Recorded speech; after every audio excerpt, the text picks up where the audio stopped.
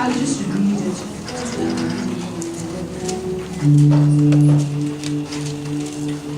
I'll read verse 2.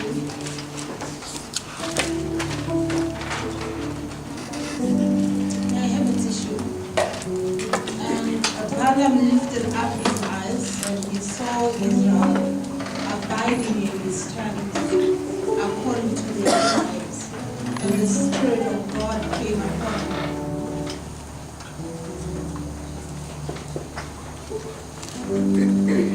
Then I'll read 5 verses. How goodly are the tents of O Jacob.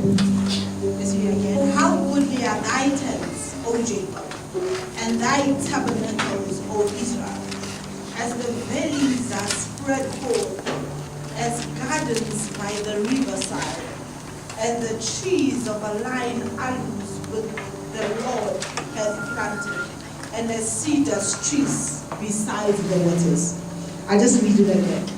How goodly are thy tents, O Jacob, and thy tabernacles, O Israel.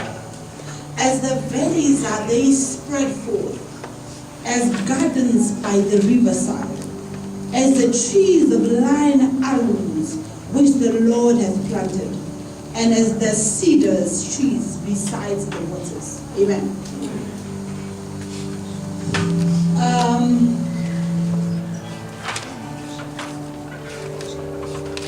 When we are reading about Balaam.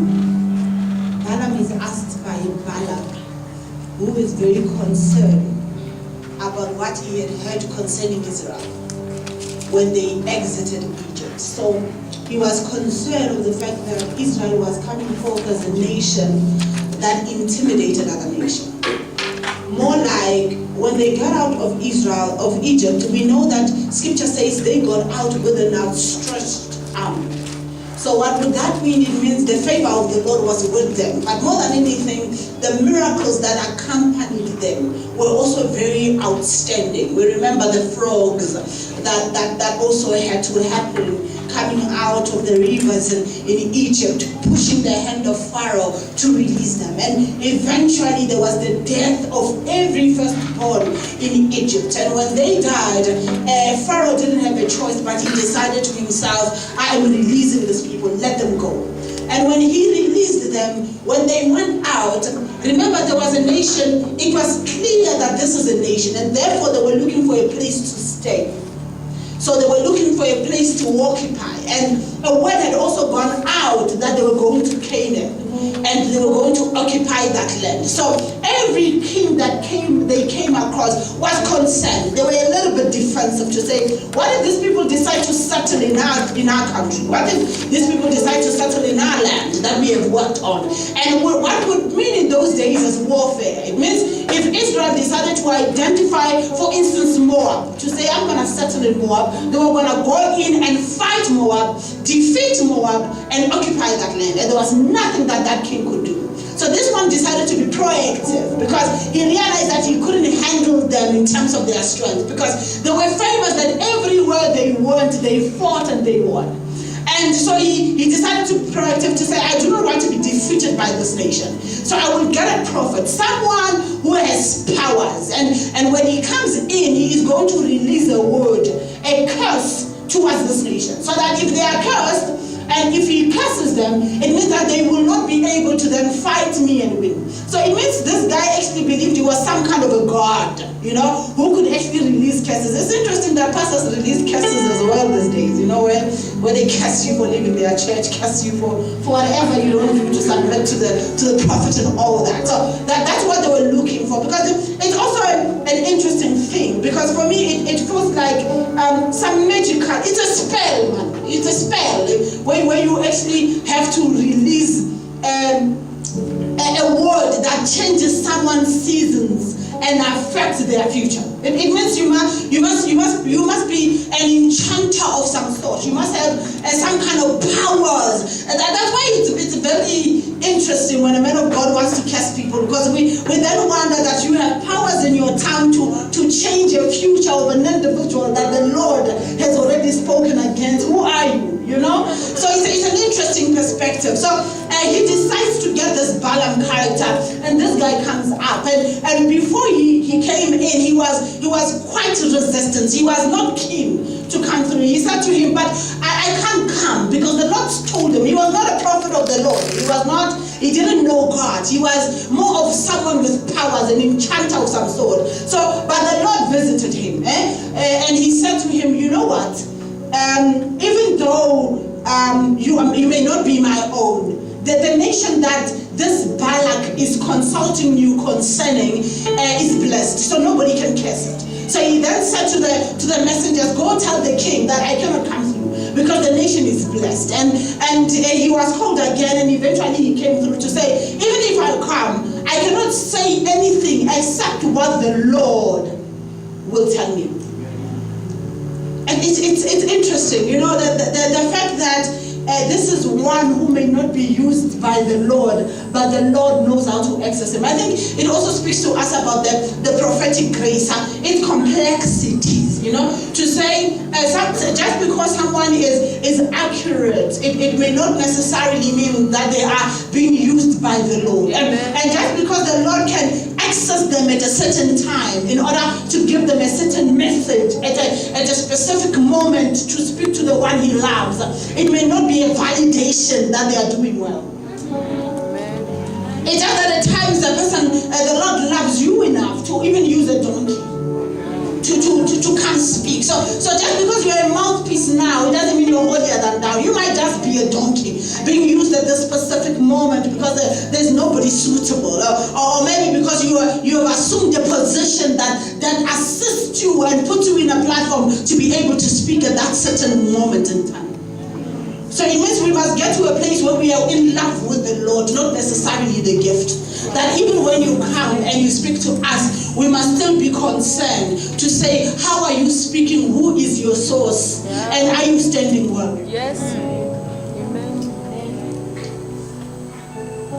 So Balaam comes, when he comes, he speaks to him. But the point that I find interesting is what we have read. When he stands at an elevated place, so we could call it a mountain. He stands at a mountain, and then he looks at Israel.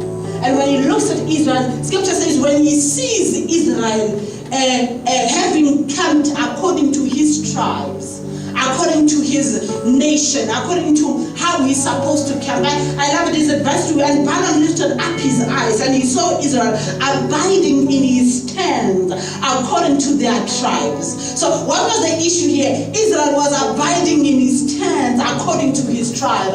And the Bible says, then he spoke and he said, oh, how beautiful are thy tents, O Jacob.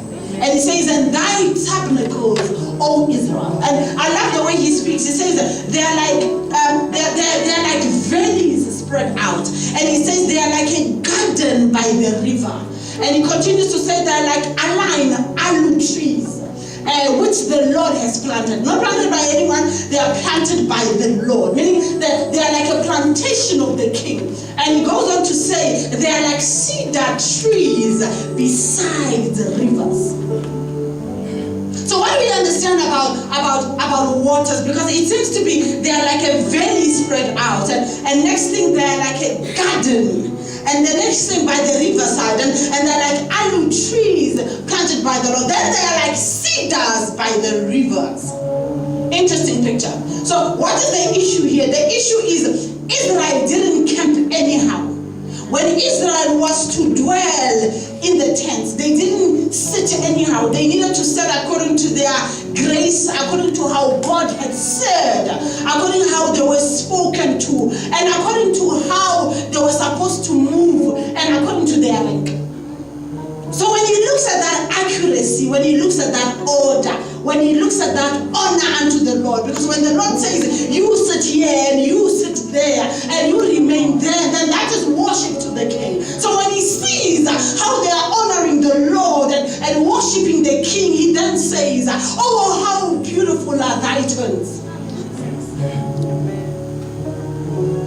And wait a tents, the principle around tents. The principle around tents is that when scripture, when Paul speaks to us in the book of Hebrews, he says Abraham dwelt in tents. And he said it's because he was looking for a city whose builder and architect is the Lord. And what kind of a city is that? Because the Lord says to Abraham, come out to a land I will show you. And when he takes him out and he goes with him, they are looking for a city. What is the name of the city? It is not America. What is the name of the city? It's not Moab. What is the name of the city? It is not Egypt. It is a place whose builder and whose foundation is the Lord. It is a place whose architect is the king. So where was the Lord calling Abraham to himself? What kind of a city is that? Which city is that whose builder and maker is the Lord? It is God himself. And that's why Abraham died having possessed any land. It is Israel who eventually possesses Canaan. And the Lord will say to Abraham to say, you know what, eventually I will bring you back to this land. The one that you are standing at. I will bring your people. I will bring your nation. It was the only time when he returned them after many years that you could call that place Israel. Third generations are heard.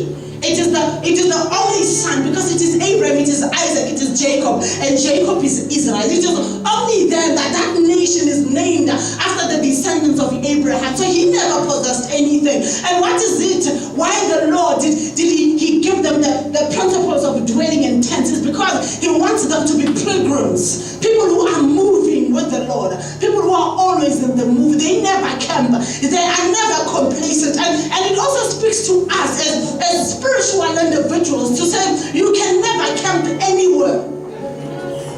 You must move. Why? You are looking for a place whose builder and maker is the king. And what place is that? Is the Lord. And when you get there, you know what is the problem? You start moving from glory to glory, because even then you cannot be complacent. So you are in a movement. You are in a move. And the negative thing about getting to a place, getting to a place and getting comfortable is the fact that you start embracing certain truths as permanent, whereas they are just being released for a season. And now you receive it as the only truth. And now you want to become a father of that truth. Some people started well. It's just that they got to a place where they loved the prophetic so much. And when they loved it so much, they thought there wasn't enough drama in it. So they created more drama so that it can be outstanding. You know why you create drama? Because God is outstanding. When he comes out, he's in the room. We fall. We cry, we scream. He's flamboyant when he comes. So what happens is that when the presence is no longer there, you start mimicking things so that you can convince us that the God that visited us yesterday is visiting us today when he's not here. That's what happens when you don't move with the Lord, because the Lord is always bidding you to come. But the uncomfortable things about the biddings of the Lord is that he's calling you to a place where you are not sure where that is, where you may not be the next big thing. Because right now you may be the father of the prophetic, and the Lord says, I am moving. I am raising a new generation that understand the scriptures, and you know you are a father in the prophetic. You're good. So chances are he's looking for the younger ones, Chances are he's looking for those who can run. You are Abraham, and now it is Isaac's time. And now you become unsettled and uncomfortable in the new move of the Lord, because you may not be the big thing, you may not be the main man. Yes. That's why it's okay to release the blessing. Announce the seasons. That's why wanting to be the next big thing is a weakness. Too ambitious in the things of the Lord, it can be a doorway to different things. Too much zeal to do the things of the Lord. Don't have zeal for the things of the Lord. Have zeal for the King himself. Amen.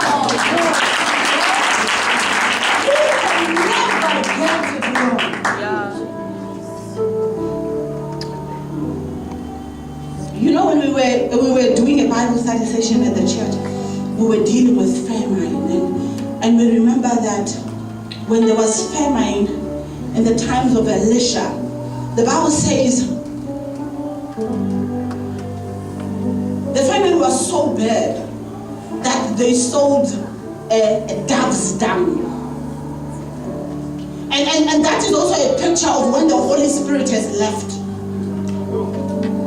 Dung remains, and you begin to value it. You begin to esteem it like the dove. And it's dung. These are feces. These are excretions. This is not the presence. That's what happens when there is famine. Or what do I mean? It's because the best is not here. So when the best is not here, we settle for that which is available. I mean, I don't get it, because the mistake we do in this season is that we esteem individuals. So when the dove has left the individual, because the Lord is still moving, make no mistake, the Lord is still speaking, make no mistake, and because the prophetic has been contaminated, it does not mean the ungenuine prophet that the Lord has raised up. Ask Elisha, when Elijah, when he thought he was alone, when he thought everybody has lost it and everybody is worshiping Baal. Understand, these were prophets of Baal. They prophesied according to how Baal wanted them to speak. And they were not foreigners, they were Israelites, blood of the nation. And they could speak how they wanted to speak. And as they spoke, and as they did what they wanted to do, at some point Elijah killed them. And he thought to himself, I'm alone. And the Lord speaks and says, no, you're not. I have 1,000 that have never kissed Baal. I'm here to tell you that there are prophets, genuine ones, that have never kissed Baal, that have never bowed down to him, who have never worshipped him, or even esteemed him a little bit. The problem is now we might just move our eyes away from personalities. View the King for a change and allow him to show us the ways and the routes. We must just look unto the Lord, because I do sense that even in this house the Lord is raising prophets. Amen.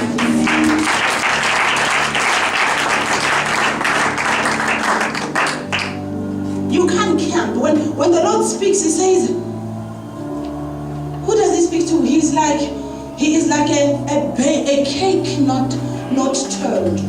So he's not properly prepared. He looks well, but he's not good. And I love how the Lord would say, is it Moab? He says you have been complacent for a while. You have been comfortable. It is time for you to break camp. And what happens?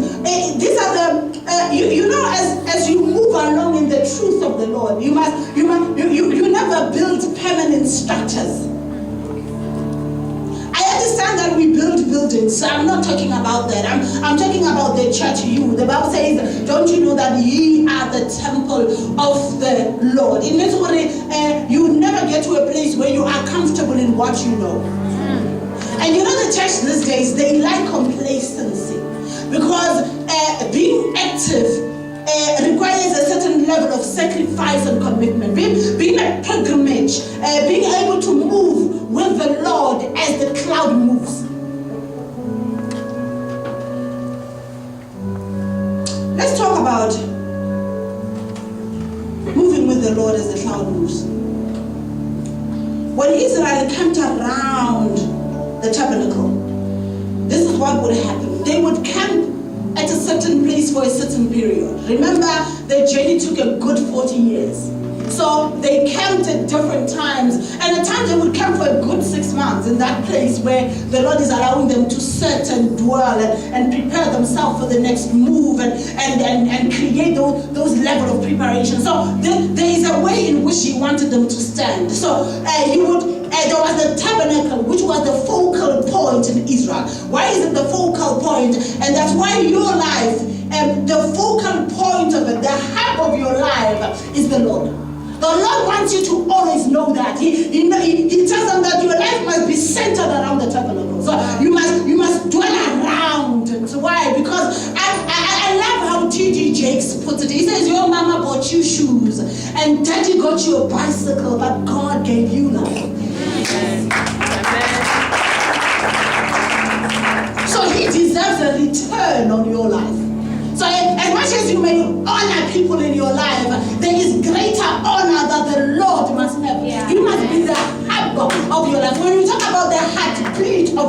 It must be the Lord. I am saying you are not allowed to love anyone else more than the Lord. I tell people, I say it, and my husband also knows because we had discussed it at some point in our lives. I would say there is a place for my husband and there is a place for the Lord. Amen. If my husband leaves, God forbid, I will cry and weep, but I will not die. Amen. God, He is not the air that I breathe. I am not Tony Brixton. That I shall never breathe again. No. The Lord gave me life. He breathed into me. And He gave me King as the King over my life. And my husband is my life. No. You don't love me.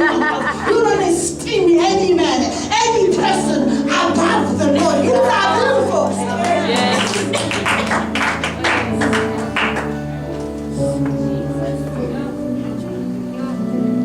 If the Lord leaves me, I will surely die.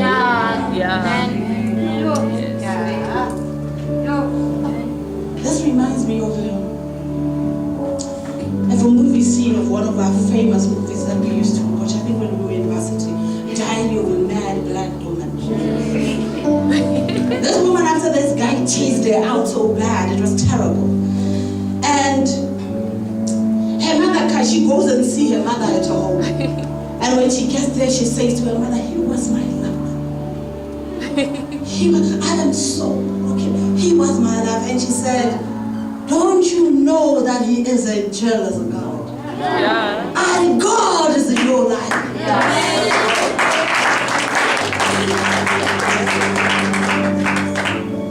So also the singles one that desire marriage, get this thing right. Amen. Jesus. It helps you learn a lot of things.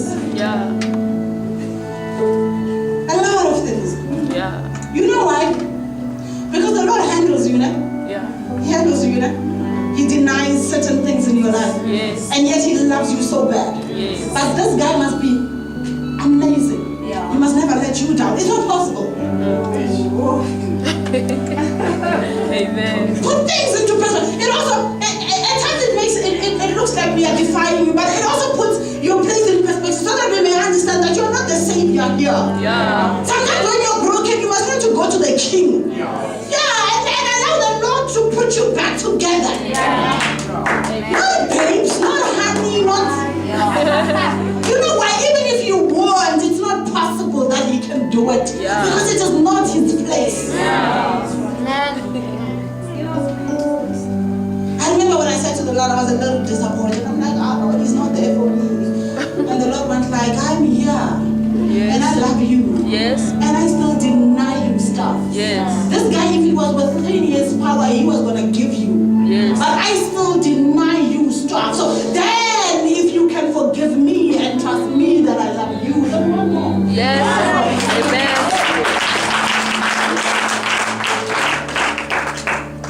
The Lord is the hub of Israel. And when they encamp, they must encamp around it. And the first tribe that camps around the camp is Levi. Levi comes around the four corners of the tabernacle. And the reason why the Lord says is because I do not want my anger to break out. So it means what they can contain my glory. So there are individuals that know how to get close unto the king. And this is Levi. Levi gets to be close. He's first when it comes to access to the Lord. Why? Because he handles the tabernacle. He handles the holy things of the Lord. Levi handles the scroll. Levi handles the sacrifices in the tabernacle. And Levi is the only one that is allowed to get into the most holy place in the name of the high priest. And these are the people that understand the cost of following the Lord. Because some of us dislike the idea of being powerful, and being deep, And when you tell them the cost, men of God, they're surprised. People just think you just come here and you recite scriptures, but why you study? One person I remember when I had said to a group of students, of course, and I said you must labor in the scriptures. The Bible says Study to show yourself approved. A workman, rightly dividing the word of truth. What is a workman? A workman is a laborer. And I always give this example with laborers and professionals. To say, when I'm a professional at your law firm, you don't just send me around to make coffee. Maybe one day I'll make it. Second day you send me to the post office. Maybe I'll run to it. And then third day I will remind you of my job description. I'm not here for that. I'm here for this. But a laborer is without qualification. When they get into the law firm, they're ready to do anything. Whatever the boss requires, they jump and they do an extra mile. Most of them do extra hours and they're not even paid as much. So what am I talking about? I'm talking about the laborer. That's a workman. So when you handle scripture, you must handle it consistently, constantly, without season. You must be found to be handling the scroll. That's a workman, and scripture says, so that you can rightly divide the word of truth. With a pure heart, it is possible for you to lie to us. Sincerely so. Because understanding half truth. I always give this example. To say, if we ask you to tell us about Mandela right now, we say, we give you a chance, go study about this guy, come and make a presentation to us. You don't study, you don't do anything. I think you have a famous brother who's doing well in life. They probably know these things. And then you call them the day before and they tell you a few things about them. Why you're lazy, I get it. You come here, we give you an opportunity. You tell us, no, Mandela married Russia. And marriage after 80. You became a president after Robben Island. And then it's just how much that you found. Because you caught your brother off guard. Of course, it was not his homework. What did you expect? It is true what you said, but it is inaccurate. One, you are giving us the picture that the guy never married. And he is on his third marriage when he gets into Russia. Second thing, you are giving us a picture that this guy never had children. It is inaccurate. It is not true.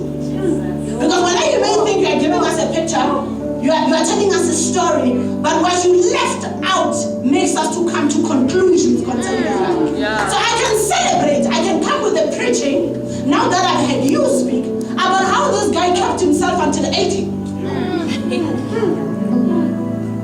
And you're also giving me a picture, maybe he got into prison all his life. Never got an opportunity to actually have any other children. So as much, when it is inaccurate like this, is half truth. So some will call it omission. Is it true? No. You are classified among liars. Sincere. Having given true facts. That's what happens when you come with a half truth when it comes to the promises of the Lord. You know what you do? At times you overpromise on what God is not overpromising. And emphasize issues that God is not concerned about. And now you underpromise on the things that the Lord is emphasizing and which are his habits. That's what we see in ministry today. People emphasize their chairs and the Lord is not concerned about your chair. He doesn't care that your shoe costs this much. People that emphasize the things that the Lord is not emphasizing simply because they do not want to get to know and understand the heartbeat of the king. Laboring in the world is hard. It's about living.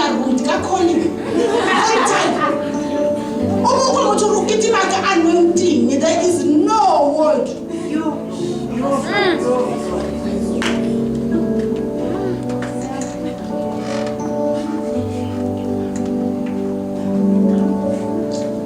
A workman rightly dividing the word of truth. And it says a workman who need not to be ashamed before the Lord.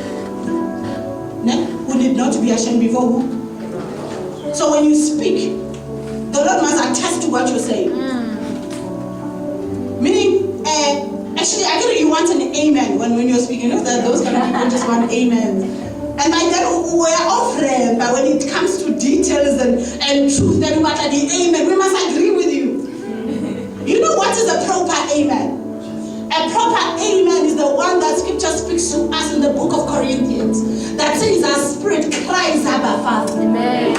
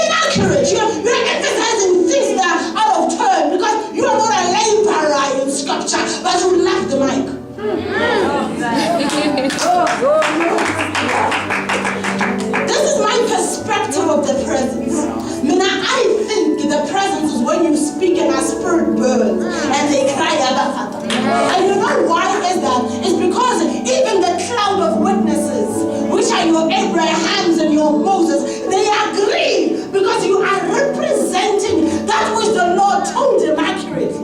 But even more, when you are emphasizing that which is in the heart of the Lord, then the Lord says, thus saith the Lord. He agrees. He is with you. He says, this is my son. Listen to him because you got him right. And people want to get him right without studying, without laboring. They don't want to move in tents. They don't want to encamp around the tabernacle. And right now people like making excuses. No, I'm not called. It's Apostle Godani's church.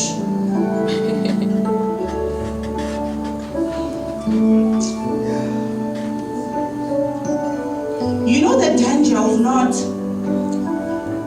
laboring in scripture is that if I say it, because I have the Bible and the mic, then you must take it. But when you have scripture, you're like a Christian, the Berean Christian. Just because I said it doesn't settle it. We must still hear the voice of the Lord, and yes, we must still check out scripture. We must still discern to see if it is so. And you must understand that the Berean church were following Paul. Paul was a doctor of the law. When he speaks of himself, he says, in scripture says he was a Pharisee, an expert in scripture. But they didn't say he's incapable of error, therefore he is right, you know? And then upon when he speaks of his skills, he says, I laid the foundation like an expert builder. And what is he talking about? He's talking about his skill of dividing scripture. Hey, we're expert builders in our generation. He says when you build, whether you build with stone or you build with fine stones or you use wood, be careful how you build. And why? Because he's an expert in this thing. But the church in Berea are not ignorant. Because they want to find God for themselves. You know what a preaching is supposed to do in your life? A preaching is supposed to send you back to the Father. It is not supposed to be your diet.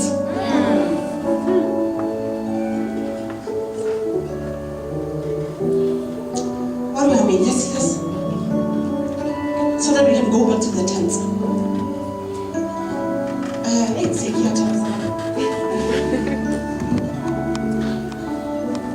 When the Bereans had Paul, they went back to the scriptures in order to check if what he said was so.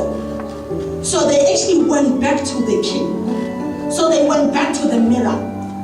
Because the Bible says that the word of the Lord is like a mirror.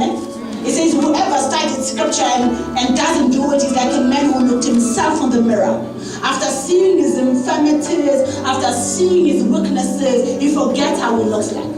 So he doesn't fix himself because the mirror is supposed to be an opportunity. I spend a good amount of time in the mirror fixing my eyebrows. You know, we draw them these days. So the mirror is an opportunity for me to come face to face with my infirmities, my flaws. But when I do, I fix them. I don't just look at them and say, oh my goodness, your eyebrows are screwed. How about now with girls, it's bad. This day, there was even a saying on Facebook, well, it's hard to please a woman. God give them eyebrows, they remove them and throw them away. Who are you? I man, they exaggerate, but we are easy to please. I was still on the mirror issue. So, what does that mean? It means the word of the Lord must confront you. When you come face to face with it, it's supposed to amplify your flaws. And when they are amplified, that is a moment of prayer. You fix them. And you fix them in the presence by crying to the Lord about how you're not happy about certain things. So at times if you don't come face to face with the word of the Lord, even your prayer life may not be on point. Because at times you must come to a point where you come across David saying as a deer panteth for the water brooks, and then you are able to also cry the same. So that he actually creates a hunger in you, and the same spirit is triggered in you for you to raise your voice and ask for the king. How's that happening? You know people who pray a lot. Hey.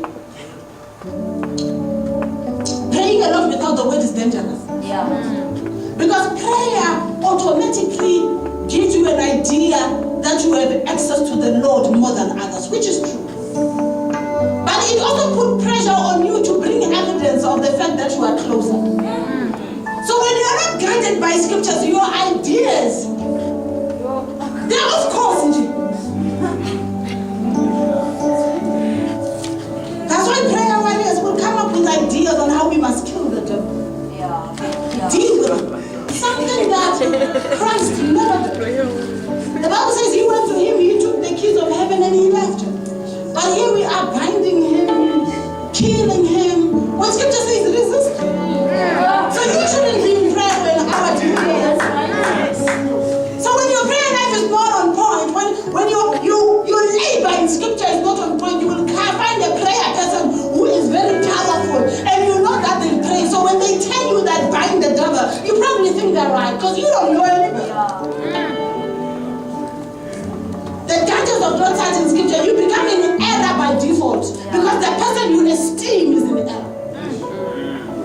And I think it is unbecoming of someone of your intelligence to be a victim of circumstance. A person that knows how to compile reports, bring down assignments and put them together with so much skill, and yet you are unable to search out the will of the Lord. What an abomination.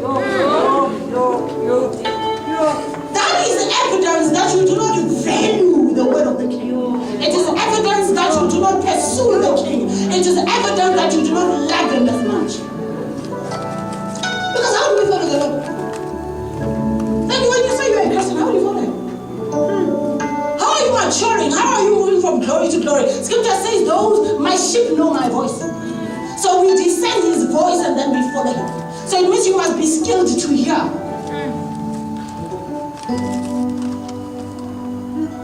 How do you follow the Lord? When you want to search him out, where do you look for him? When you're looking for great anointings, I know people are ambitious. When it comes to the things of the Lord, I am very ambitious. But it is not the ambition of becoming all things, but it is the ambition of knowing him better. So in your ambition of desiring him, how do you fulfill that?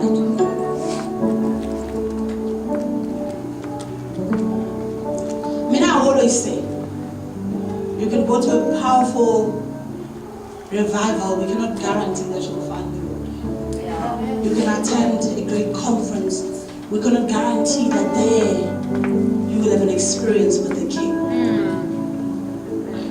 And if there's one place we know you'll find him, it is in the scriptures.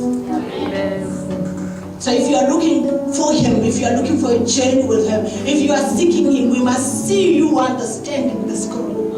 So your ignorance in saying it is for the men of God, it is not evidence of the fact that you esteem the call of the Lord. It is evidence that you do not love him as much.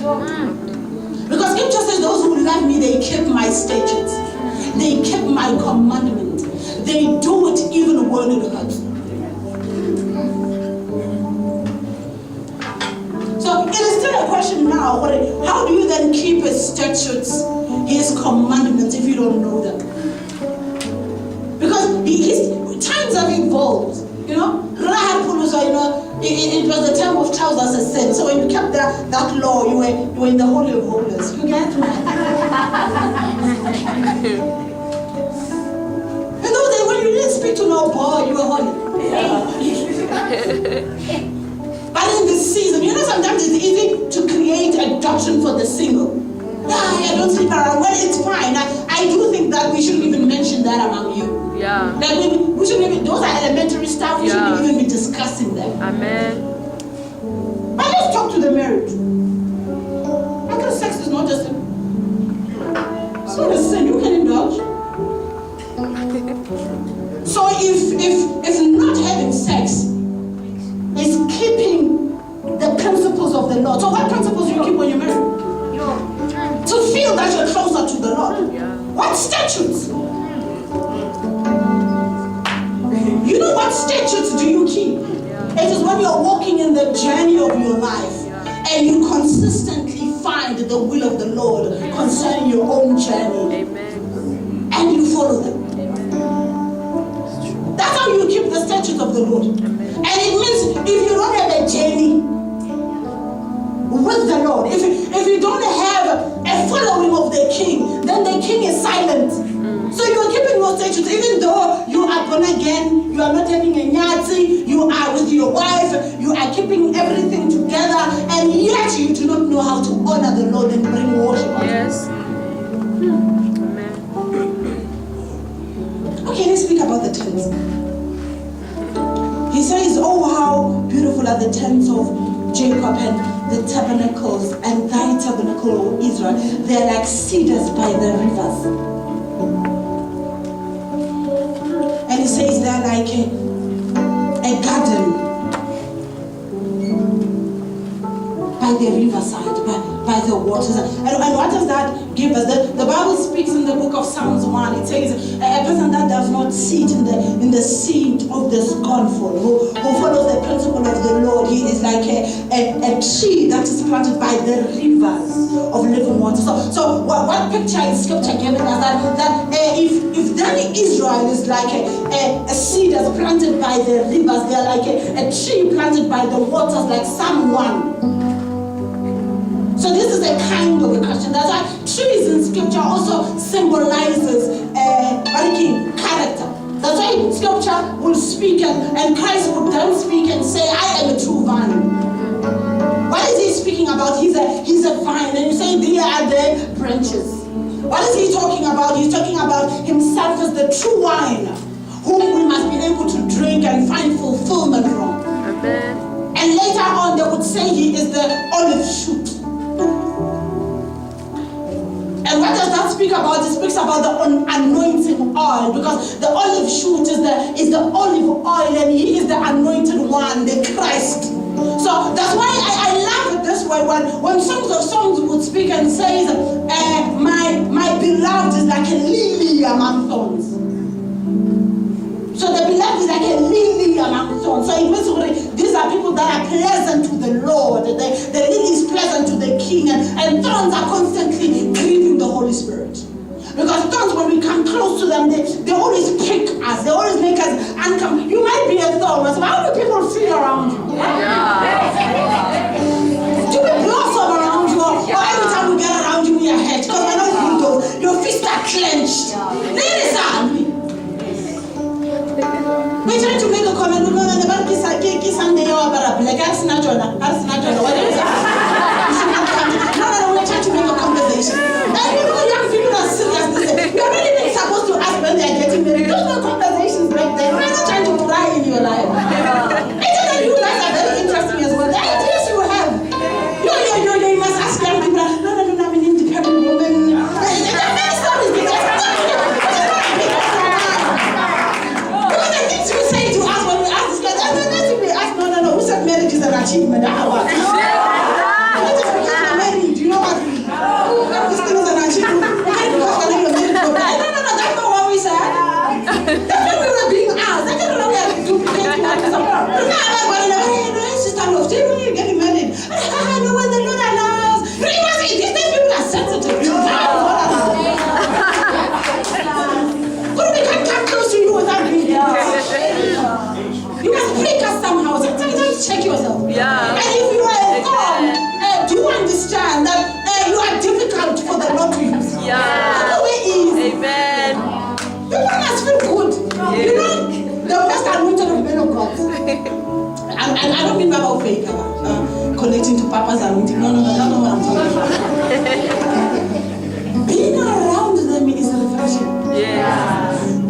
Even when things are not going well, when you return, you are refreshed. Because the presence of the Lord rubs off. It's like a balm. Not thorns, be a balm. Okay, how official, even though we can't talk about it. Okay, just soothe.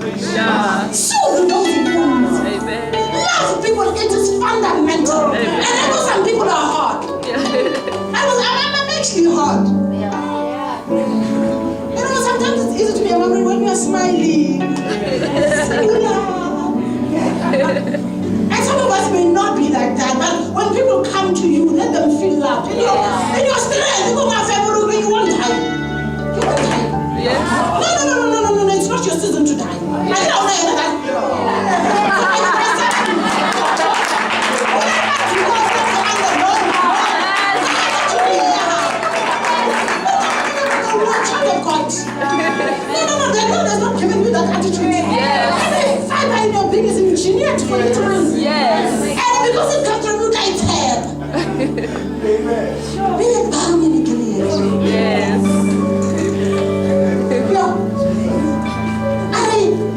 They are like cedars planted by the rivers.